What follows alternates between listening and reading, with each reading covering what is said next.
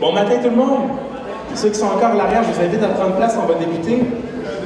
Peut-être qu'il y en a qui ne me connaissent pas, mon nom c'est Étienne, je suis membre ici à Ecclesia, je suis aussi celui qui est en charge du ministère des Arts et de la Musique. Aujourd'hui, la plupart, beaucoup d'hommes en fait, qui sont impliqués dans l'Église sont retraités au camp Péniel. C'est la retraite annuelle des anciens. Et c'est pour ça que Jacob, Paulo, Benoît et Philippe sont pas là ce matin. Et c'est en fait Louis qui va nous apporter la parole ce matin, Louis Bourque, que j'invite à monter sur scène. Louis a été longtemps pasteur à l'église de Terrebonne-Mascouche. Il a été mon pasteur qui m'a baptisé quand j'étais ado. C'est aussi le pasteur qui a été le mentor de Jacob et qui l'est encore depuis plusieurs années. Je t'ai marié aussi? Non? Oui? Non?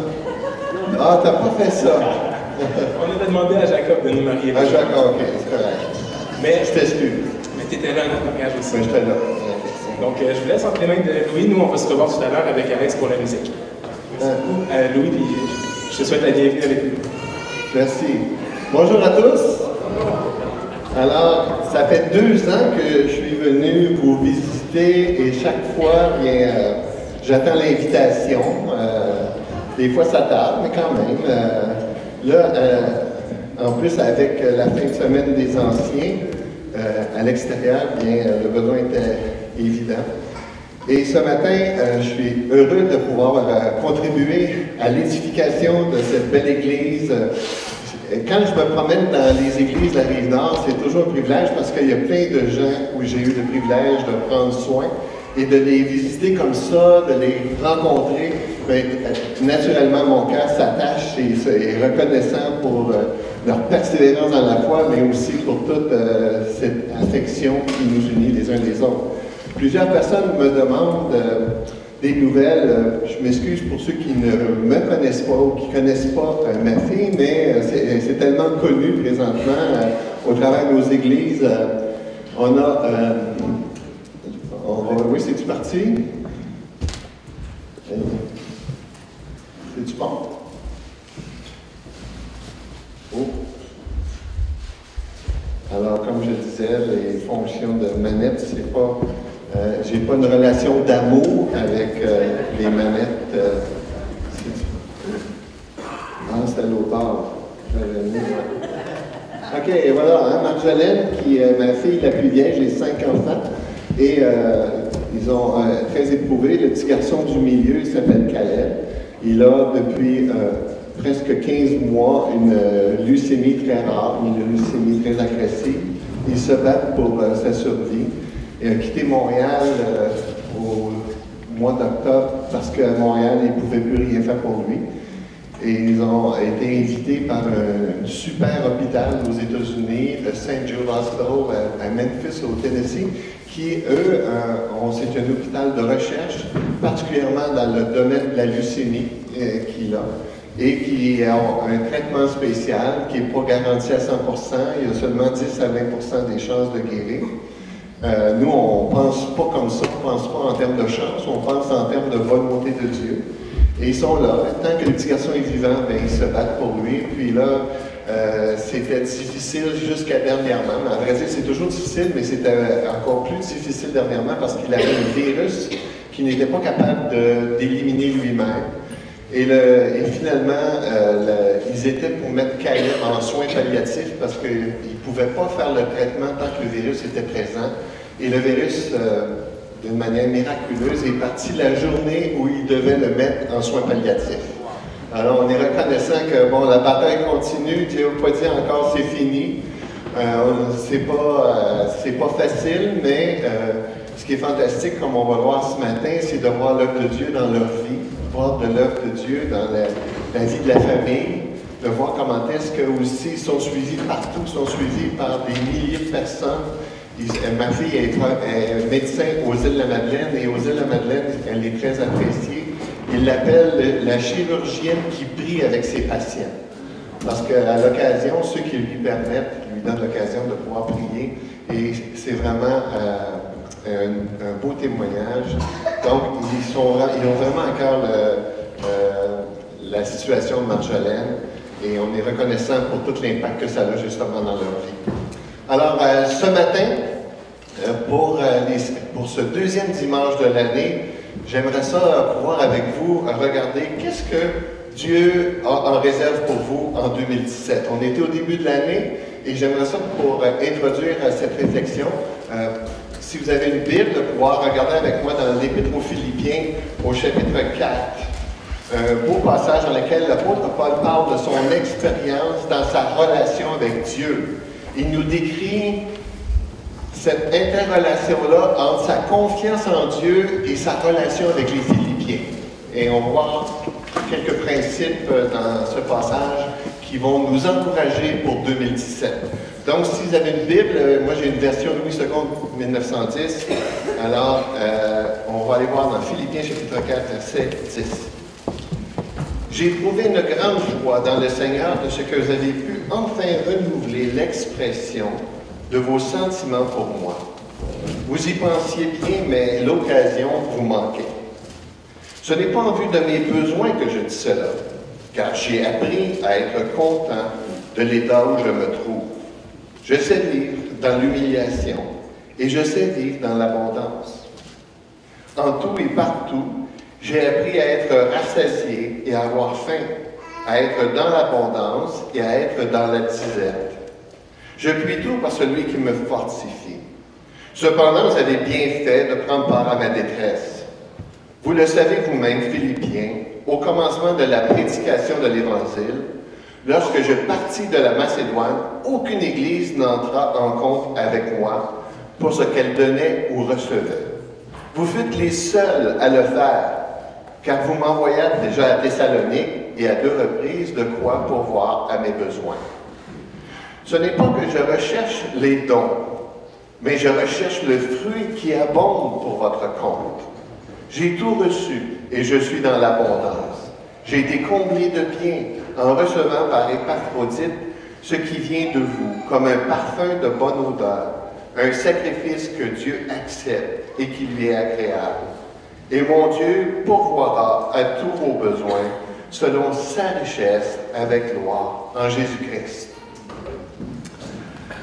Les débuts d'année, c'est un peu comme les débuts de centenaire. Peut-être vous vous souvenez, si vous êtes assez vieux pour ça, de le fameux bug de l'an 2000. Ça vous dit quelque chose?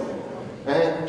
Tout le monde avait peur de ce qui était pour arriver. Est-ce que notre ordinateur va arrêter de fonctionner? Que le système va planter? Est-ce qu'on va avoir encore de l'électricité? Tout le monde était inquiet parce que c'était quelque chose de nouveau, un changement centenaire. Ou encore, peut-être, vous avez déjà entendu parler de ce film-là. En 2011, un film a été créé. Il s'appelait 2012. Et c'était un film construit sur le calendrier Maya. Et le calendrier Maya arrêtait en 2012. Puis il disait que c'était pour être la fin du monde après 2012.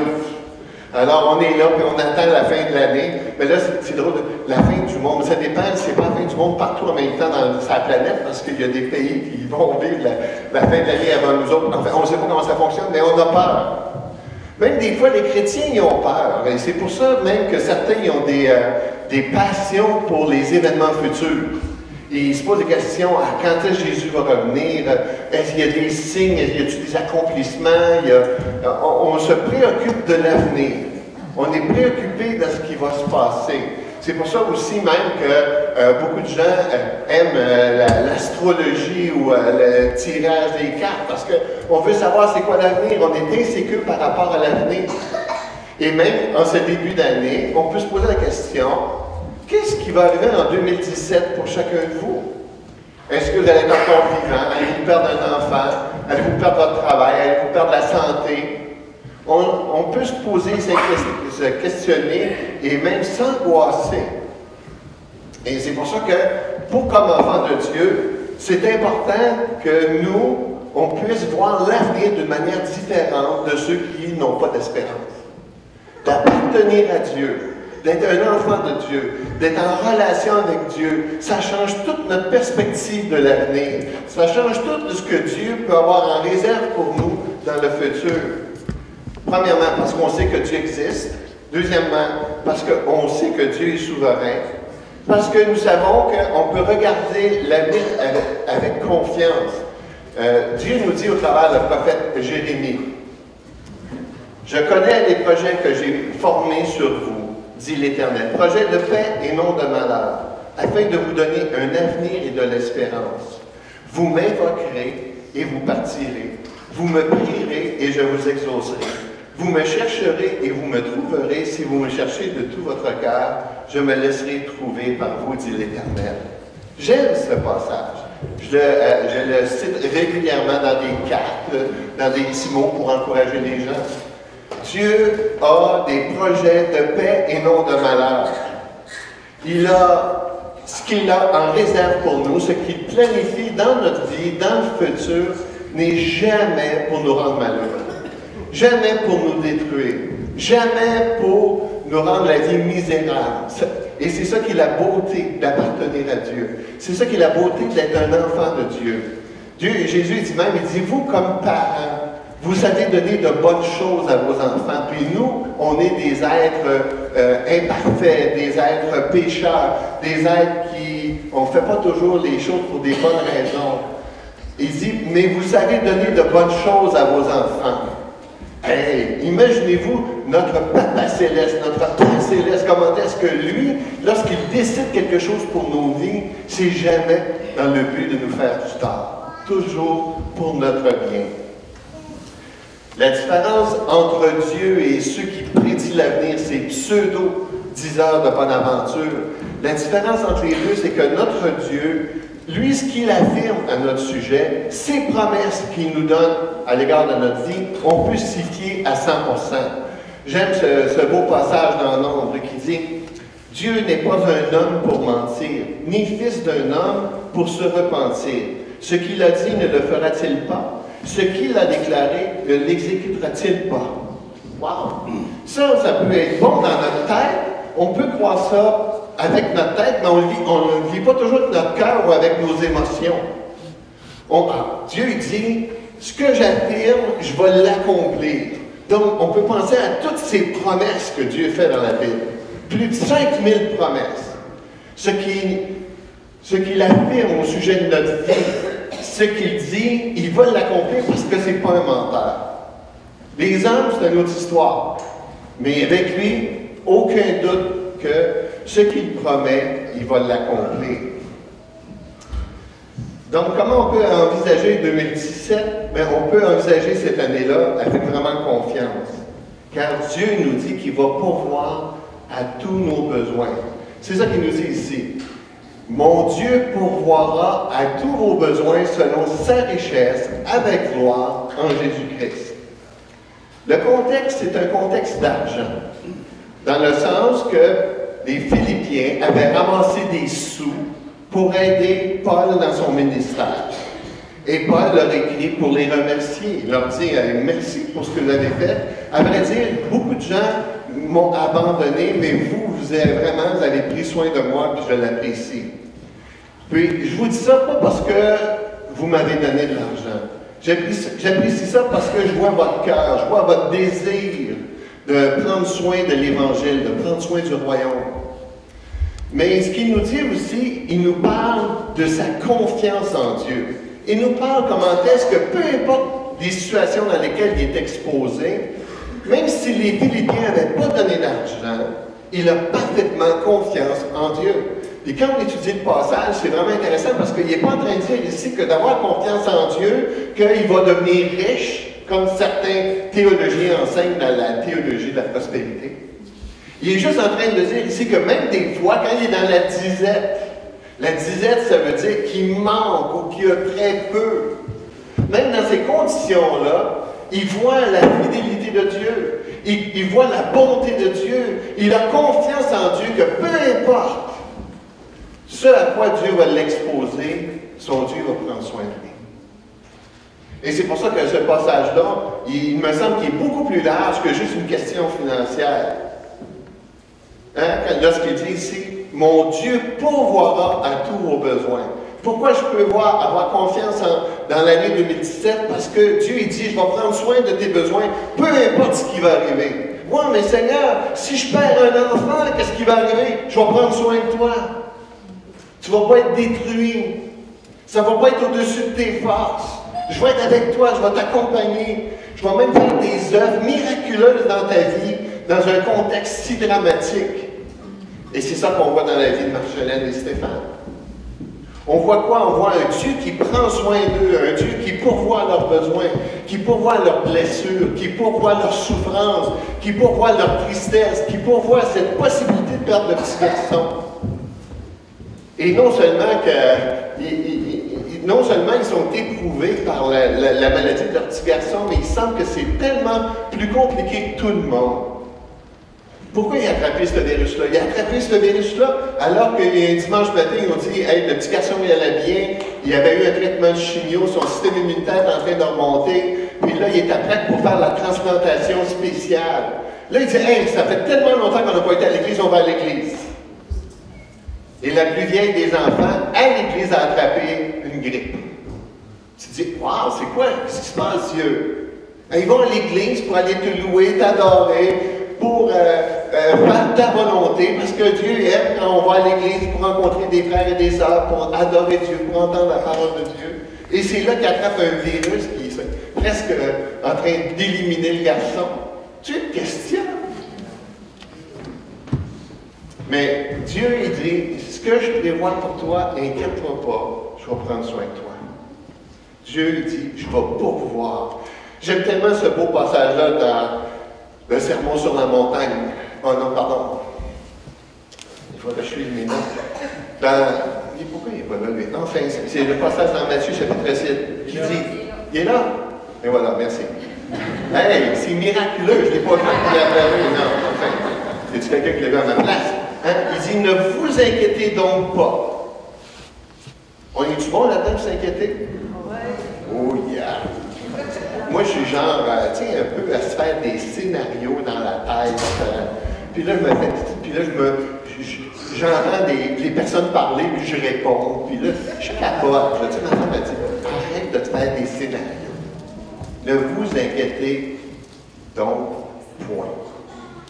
Ne dites pas que mangerons-nous, que boirons-nous, que serons-nous vêtus, car toutes ces choses, ce sont les païens qui les recherchent. Païen ici, ce n'est pas nécessairement péjoratif ou négatif. C'est le sens de, ce sont ceux qui ne connaissent pas Dieu, qui n'ont pas les promesses de Dieu, qui n'appartiennent pas à Dieu, qui vont s'inquiéter. Mais vous autres, inquiétez-vous pas pourquoi. J'aime ça, qu'est-ce qui est écrit. Votre Père céleste sait que vous en avez besoin. Ça aussi, c'est un autre passage que je cite souvent dans mes cartes ou dans mes petits mots d'encouragement. Rappelez-vous toujours de ça. Dieu, votre Papa du ciel, sait. Moi, mais l'Église, il ne se préoccupe pas de moi. Dans ma famille, il ne se préoccupe pas de moi. Je suis tout seul dans ma souffrance, dans mon désespoir, dans mon angoisse. Mais Dieu, Jésus, il dit ici, votre Père céleste sait. Il le sait. Il connaît ta situation. Il connaît ta souffrance. Il connaît comment c'est dur. Puis on a tendance à croire que parce qu'on reste dans la souffrance, parce qu'on reste dans la difficulté, que Dieu ne le sait pas.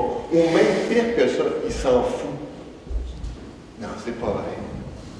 C'est pas vrai. Comme on va voir ensemble, c'est que Dieu est en train, il accomplit quelque chose, il fait quelque chose au travers de ces situations-là difficiles. Le psaume, il nous parle de notre santé. Peut-être que c'est la santé qui va être le problème. Il nous dit ici, heureux celui qui s'intéresse aux pauvres. Au jour du malheur, l'Éternel le délivre.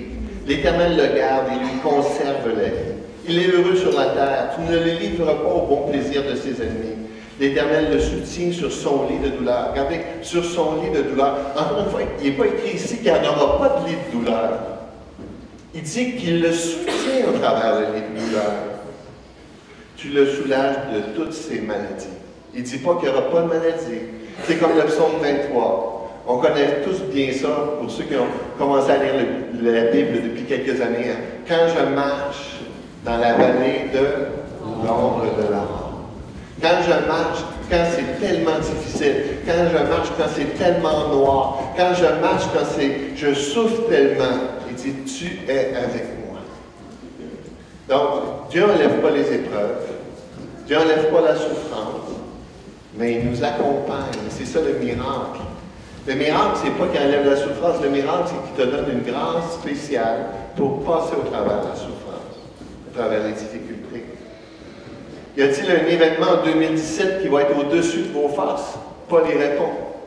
Il répond dans 1 Corinthiens chapitre 10, il dit « Aucune tentation », et le mot « tentation » ici pourrait être traduit par « épreuve ».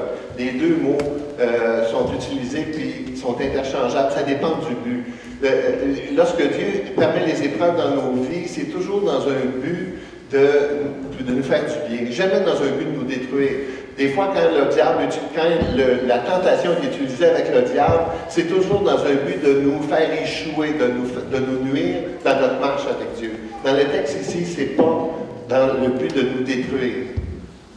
Il dit, aucune épreuve, aucune tentation ne vous est survenue qui n'ait été humaine, et Dieu, qui est fidèle, et comme on va voir ensemble, c'est que c'est relié à son caractère, à sa personne, Dieu ne peut pas être autrement que fidèle. Ne permettrait pas que vous soyez tentés au-delà de vos forces, mais avec l'épreuve, la tentation, il vous préparera aussi le moyen d'en sortir afin que vous puissiez la supporter.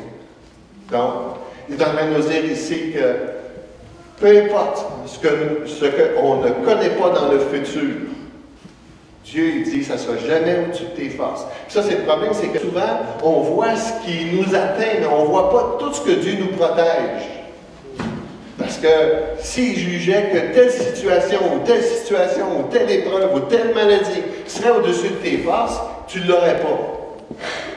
Mais ce qui permet qu'il t'atteigne, il dit que ça ne sera jamais au-dessus de tes forces. Alors, ce matin, j'aimerais ça regarder avec vous 3 raisons pour lesquelles on peut regarder 2017 avec confiance, peu importe ce que Dieu a décidé pour nous. Première raison, c'est que l'Éternel pourvoira, car cela est en accord avec sa personne. C'est en accord avec sa personne. Par exemple, dans 2 Timothée, Dieu dit, si nous sommes infidèles, il demeure fidèle, car il ne peut se renier lui-même. Donc, c'est l'idée ici qu'on peut avoir confiance dans les promesses de Dieu parce que c'est relié à son caractère. Si on pense à Dieu, on pense fidélité. Si on pense à Dieu, on pense amour. Dieu ne peut pas être autrement que amour parce que c'est relié à son caractère, c'est fait partie de sa personne. Et c'est pour ça que quand vous lisez votre Bible, une des choses qui est vraiment intéressante de faire, c'est de voir les noms qui sont donnés à Dieu. Parce que les noms de Dieu sont reliés à son caractère. Ça nous révèle quelque chose sur Dieu lui-même. Plusieurs noms. On va voir ensemble à peu près 9 noms de Dieu. Premier nom de Dieu, c'est-à-dire, on va voir ensemble les noms qui sont les noms particuliers de Dieu qui sont utilisés le plus souvent dans la Bible. Premièrement, le premier nom, c'est celui, elle, qui est le plus commun, et c'est toujours associé à quelque chose. Donc, par exemple, le Dieu de Béthel, El Béthel. Donc, le El, c'est le Dieu, puis associé soit à une circonstance, soit à un lieu, soit à une personne. Le Dieu de Jacob, El Jacob. Ça, c'est ce qui est le plus fréquent. Deuxième mot, dans le premier nom, c'est écrit Moïse. Moïse bâtit un autel et lui donna pour nom. Ah non, ça c'est d'autres choses. Comment ça se fait que ça a avancé, ça? Ah, on va y arriver. Et voilà. Les noms particuliers de Dieu. Le Dieu de Béthel. Deuxième nom particulier, Elion, le Dieu très haut. Celui qui est différent des hommes. Elohim. Elohim, c'est le nom que, par exemple, ceux qui connaissent les Raéliens. Les Raéliens, ce sont ils croient que le nom dans la Bible, Elohim, fait référence à des extraterrestres. Mais ici, il nous dit que le nom Elohim, c'est celui qui distingue l'homme de Dieu, Dieu de l'homme. Comme je vous disais tantôt, Dieu n'est pas comme un homme pour mentir. Alors, il y a vraiment une distinction entre les deux. Et quatrièmement, Yahweh, c'est le mot hébreu, et ça fait référence vraiment à la personne de Dieu. Et c'est intéressant parce que ça fait référence à Seigneur, et les Juifs avaient tellement une crainte de Dieu qu'ils avaient peur d'écrire le mot Yahweh. C'est pour ça que, si vous regardez le début de la phrase, vous avez YHWH, c'est qu'on a perdu l'origine de ce mot-là parce que les Juifs avaient peur de l'utiliser. On y a ajouté quelques syllabes, on n'est pas sûr à 100%, c'est pour ça qu'on utilise Yahweh.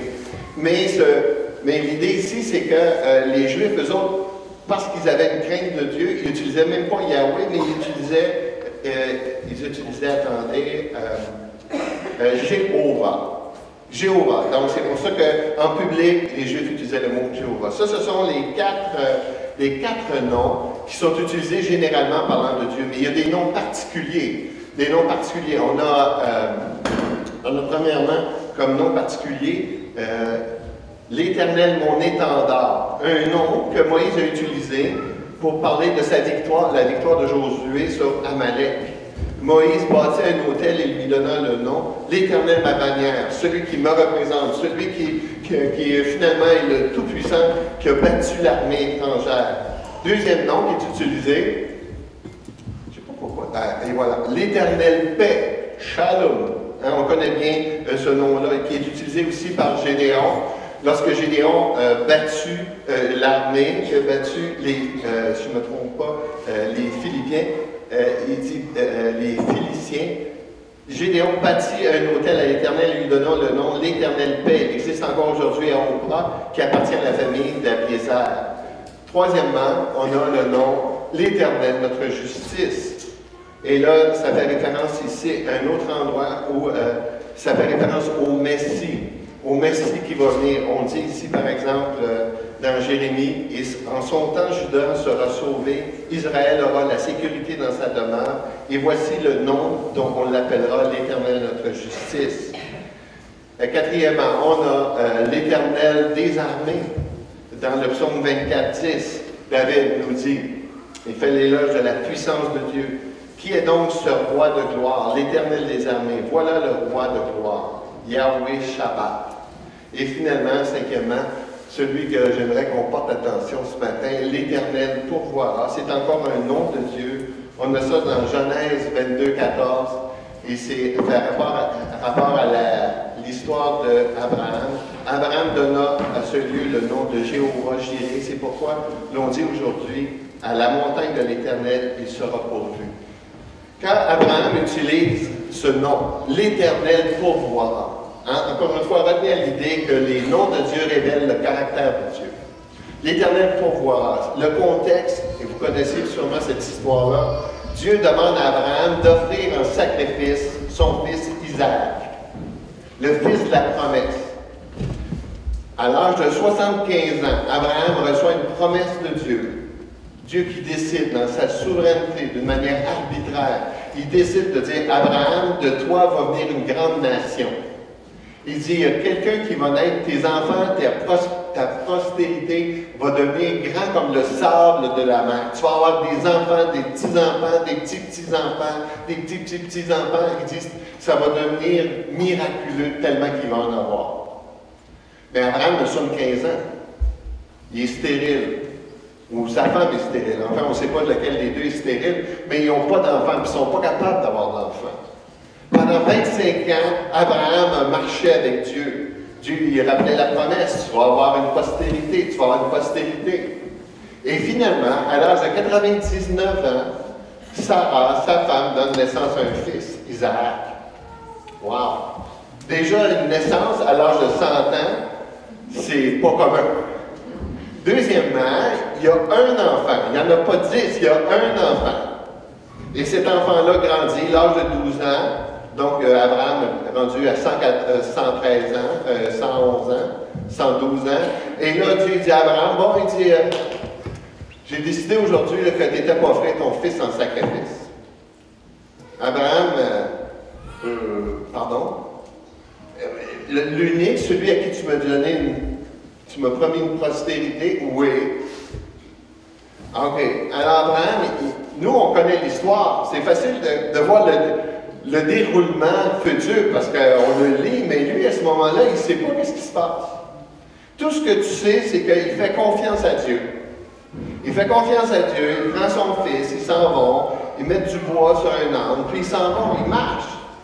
Et là, il y a même une discussion entre Abraham et son fils. Discussion intéressante. Il dit, est-ce que c'est la... Oui, c'est dans l'hébreu, c'est ça. Ça dit, alors Isaac parla à Abraham, son père, il dit, Père, mon père. Il répondit, me voici, mon fils. Isaac reprit, voici le feu et le bois. Mais où est l'agneau pour l'Holocauste? Regardez ce qu'Abraham dit. Abraham répondit, mon fils, Dieu se pourvoira lui-même de l'agneau pour l'Holocauste. Et ils marchèrent tous deux ensemble. Abraham, il ne sait pas ce que Dieu va faire, mais il a tellement confiance en Dieu. On peut lire la vie d'Abraham puis sortir plein de défauts d'Abraham, mais malgré tout, Abraham avait foi en Dieu. Et là, ils marchent ensemble. Abraham met Isaac sur l'autel, prend son couteau, vient pour le tuer, pour l'offrir en sacrifice à Dieu. Mais au moment où son bras descend, Dieu l'arrête et lui dit, Abraham, arrête. J'ai vu ta foi, j'ai vu ta confiance en moi. Et juste à côté, il y avait un bouc qui était là, qui était pris avec ses cornes dans un arbre. Ils ont pris le bouc, ils l'ont emporté et ils l'ont fait un sacrifice. Abraham avait cette confiance dans la provision de Dieu. Il avait confiance que même Dieu pouvait ressusciter son fils Isaac. Il avait confiance que Dieu pouvait lui donner un autre fils. Mais regardez comment Dieu utilise cette expression-là, comment Abraham l'utilise. L'Éternel pourvoira. Adonai Jireh. C'est Dieu qui va pourvoir à ses besoins. Et c'est pour ça qu'on peut regarder 2017 avec foi, avec confiance, parce que Dieu dit, je vais pourvoir à tes besoins. Et on peut penser juste à la situation d'Abraham, comment est-ce que c'était une situation incroyable. Non, Dieu va pourvoir, peu importe justement ces situations-là incroyables. Deuxième raison pourquoi on peut avoir confiance en 2017. L'Éternel pourvoira parce que justement, non seulement il est fidèle à lui-même, mais c'est un Dieu souverain. La souveraineté de Dieu. La capacité de Dieu de pourvoir, de régner sur la création et particulièrement de nos vies. C'est ce qu'on appelle théologiquement la providence de Dieu. Celui qui pourvoit. Le mot providence, on ne le trouve pas directement dans la Bible, mais ça dit ceci. La providence désigne habituellement l'incessante activité du Créateur qui veille sur toute sa création et en particulier sur ses enfants. Un Dieu qui veille sur sa création. Les gens dans notre société croient que le monde dans lequel on vit vient du hasard, vient de l'évolution. Mais comment est-ce que l'évolution ou le hasard peut créer un monde qui est si bien ordonné? Un monde qui fonctionne d'une manière parfaite ensemble. Regardez par exemple les planètes. Imaginez la Terre un peu plus proche du Soleil. Qu'est-ce qui arrive? On brûle. La Terre un peu plus loin du Soleil. On gèle, comme ce matin. Pourquoi l'axe de la Terre est déréglé? Mais l'idée, vous voyez, hein, c'est que ce monde-là, s'il n'était pas ordonné, qu'est-ce qui arrive les planètes? Ils se cognent les unes sur les autres. Tout est à sa place. Et Dieu, là, il fait en sorte là, que du macro, c'est-à-dire d'une manière globale, d'une manière grande, il prend soin. Mais Jésus dit même que les cheveux de notre tête sont comptés. Il n'y a pas de cheveux de notre tête qui tombent sans qu'il sache. Ça, on appelle ça le micro. Il dit qu'il n'y a pas d'oiseau qui tombe. Dieu, il maintient en ordre. Si Dieu ne maintenait pas le monde dans lequel on vit en ordre, ce serait la catastrophe. Mais non. Dieu est souverain. Même si c'est intéressant, on n'a pas le temps de le voir, mais même quand Jésus annonce sa mort sur la croix, il est en train de dire à ses disciples, il faut que le Fils de l'homme soit mis à mort. Le « il faut » fait référence à que Dieu, dans sa souveraineté, d'une manière miraculeuse, a organisé les choses pour que les hommes, sans qu'ils le comprennent totalement, vont prendre un jour Jésus et vont aller le crucifier sur la croix. Il faut, ça doit arriver, c'est Dieu d'une manière souveraine qui contrôle le monde dans lequel on vit. L'apôtre Paul dit au sujet de la création, il dit dans Acte 17, il dit ça à des philosophes, il dit « Car en lui nous avons la vie, le mouvement et l'air. » C'est ce qu'on dit aussi, quelques-uns de vos prophètes, de lui nous sommes la race. Donc, quand Paul dit ici, en Dieu, nous avons la vie, le mouvement et l'air.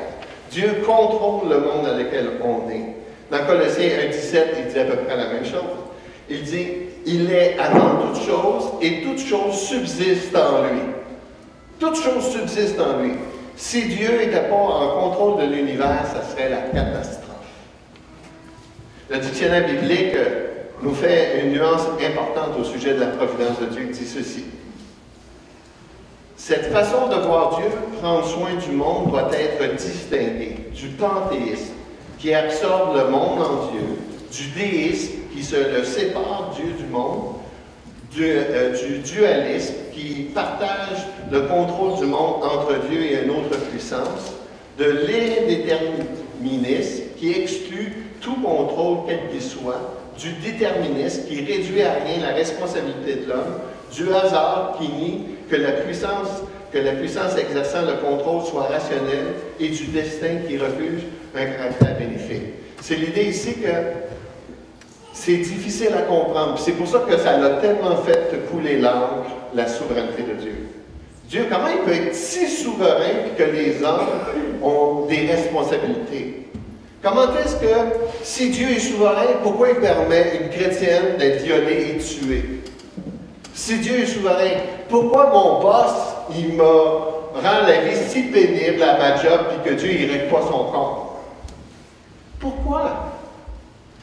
Et souvent, les gens, comment ils ont résolu ça, c'est de deux manières extrêmes. Des gens qui croient que Dieu est totalement souverain et que les hommes sont des marionnettes, ou d'autres qui croient que les hommes sont totalement libres et que Dieu est une marionnette. Pourtant, la Bible enseigne ces deux vérités-là. Dieu est totalement souverain et les hommes sont totalement libres de leur choix. Mais d'une manière miraculeuse, Dieu est capable de faire en sorte de pouvoir accomplir ses promesses. S'il ne peut pas accomplir ses promesses, c'est parce qu'il n'est pas souverain. Et je ne vous dirai pas que ce matin, j'ai la solution à ça. Non. Le psaume, un psaume que je trouve tellement extraordinaire, c'est un long psaume, mais il donne tellement la louange à la souveraineté de Dieu. Le psaume dit ceci. Fils de Dieu, rendez à l'Éternel gloire et honneur. Rendez à l'Éternel gloire pour son nom. Prosternez-vous devant l'Éternel avec des ornements sacrés. La voix de l'Éternel retentit sur les eaux. Le Dieu de gloire fait gronder le tonnerre. L'Éternel est sur les grandes eaux. La voix de l'Éternel est puissante. La voix de l'Éternel est majestueuse. La voix de l'Éternel brise les cèdres. L'Éternel brise les cèdres du Liban. Il les fait bondir comme des veaux, et le Liban et le Sirion comme des jeunes buffles. La voix de l'Éternel fait jaillir des flammes de feu. La voix de l'Éternel fait trembler le désert. L'Éternel fait trembler le désert de Cadès. La voix de l'Éternel fait enfanter les biches. La voix de l'Éternel dépouille les forêts. Dans son palais, tous ces cris « Gloire !» L'Éternel était sur son trône lors du déluge. L'Éternel sur son trône règne éternellement. L'Éternel donne la force à son peuple. L'Éternel bénit son peuple et le rend heureux. Wow! Qu'est-ce que vous pensez que ça dit dans ce passage-là? Ça dit que Dieu est vraiment souverain. C'est le roi. C'est le Seigneur des Seigneurs. Puis il n'abandonne pas sa création. Il est concerné, puis il fait des décrets. Il affirme des choses pour sa création. Et une des choses qu'il affirme, il dit, on ne doit pas avoir peur de l'avenir parce qu'il y a des projets de paix et non de malheur. La doctrine de la providence, comme je disais tantôt, c'est que ça suscite toutes sortes de réactions. Les gens, ça les rend inconfortables. Mais pourtant, même si on n'est pas capable de tout l'expliquer, on peut avoir confiance à Dieu. On peut avoir confiance à Dieu même lorsqu'on est dans la pauvreté. On peut avoir confiance à Dieu même lorsqu'on est malade. On peut avoir confiance lorsqu'un enfant est malade. Dieu est souverain. Puis, dans sa souveraineté, il ne permet pas que ces choses-là nous détruisent. Et comme je disais tantôt, on n'est pas capable de tout expliquer ça. Il n'y a pas de réponse parfaite. Mais on peut avoir vraiment confiance que Dieu est là et est présent. Il y a une femme qui a écrit un article il y a 2 semaines, elle s'appelle Michelle Ouimet. Elle affirmait, elle était choquée. Elle dit, ceux qui croient en un Dieu qui laisse faire tous les massacres qu'on a en Syrie, à Alep, que 200 000, 400 000, 500 000 personnes sont tuées, elle dit, moi j'en veux pas de ce Dieu-là. Elle avait vraiment un cri du cœur contre Dieu. Et on peut la comprendre, c'est tellement triste de voir cette souffrance-là. Sauf qu'il y a bien des choses qu'elle ne comprend pas. Elle ne comprend pas que justement les êtres humains sont libres. Elle ne comprend pas qu'elle-même, dans notre pays, même si nous, on ne tue pas avec des carabines ou avec des mitraillettes comme il y a à Alep, on tue des petits bébés dans le ventre de leur mère.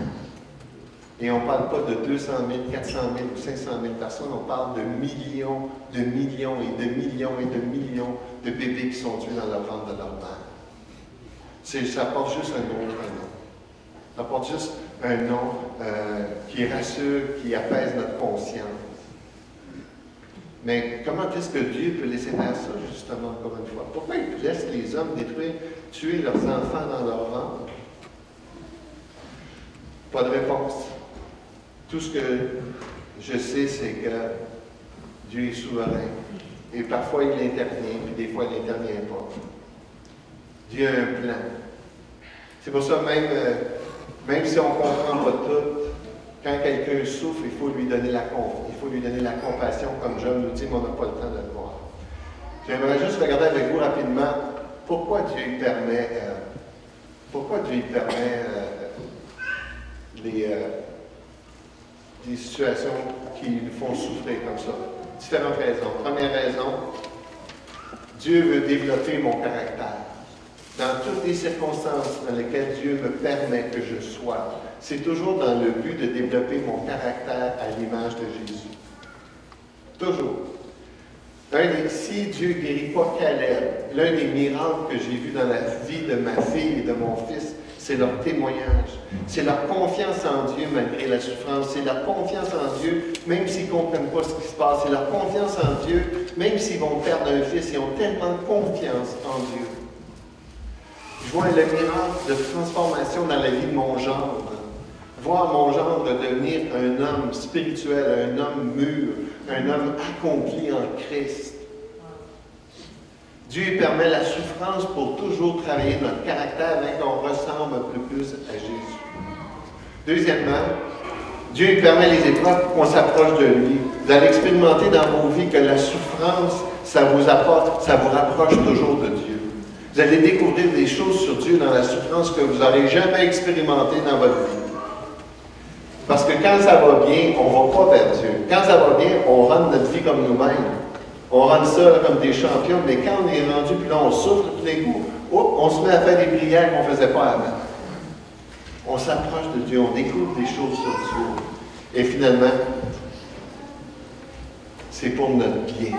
Dieu permet les événements, la souffrance dans notre vie pour notre bien, pour accomplir, pour faire quelque chose.